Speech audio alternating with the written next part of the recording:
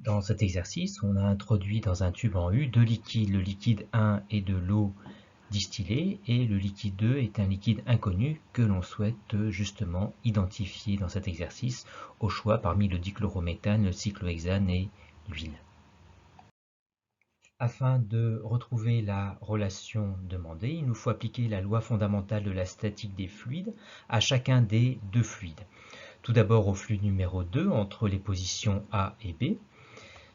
Cette loi dit que la pression du bas moins la pression du haut, c'est-à-dire PB moins PA, est égale à ρ2, la masse volumique du fluide numéro 2, fois G, l'intensité de pesanteur, fois la dénivellation, qui est ici H2.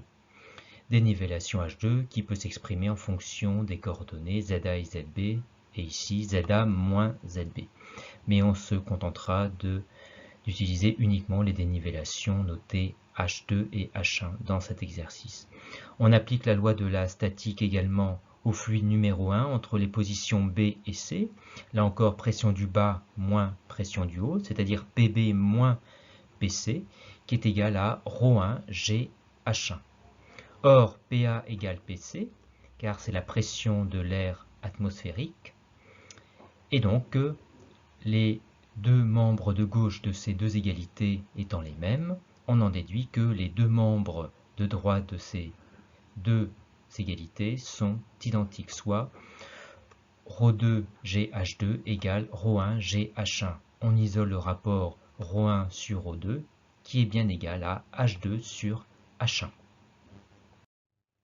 Afin d'identifier le liquide numéro 2 au choix parmi les trois liquides proposés, il nous faut calculer sa masse volumique, soit ρ2 que l'on isole dans la relation démontrée précédemment, soit ρ2 égale ρ1 fois H1 sur H2. Le rapport H1 sur H2 n'ayant pas d'unité, on peut laisser H1 et H2 en centimètres. Si ρ1 est en grammes par millilitre, alors ρ2 sera également calculé en grammes par millilitre. On remplace par les valeurs numériques, ρ1 étant la masse volumique de l'eau, soit 1,00 g par millilitre, fois 7,80 cm divisé par 10,00 cm, soit 0,78 g par millilitre, ou encore 0,78 g par centimètre cube, car 1 millilitre égale 1 cm cube.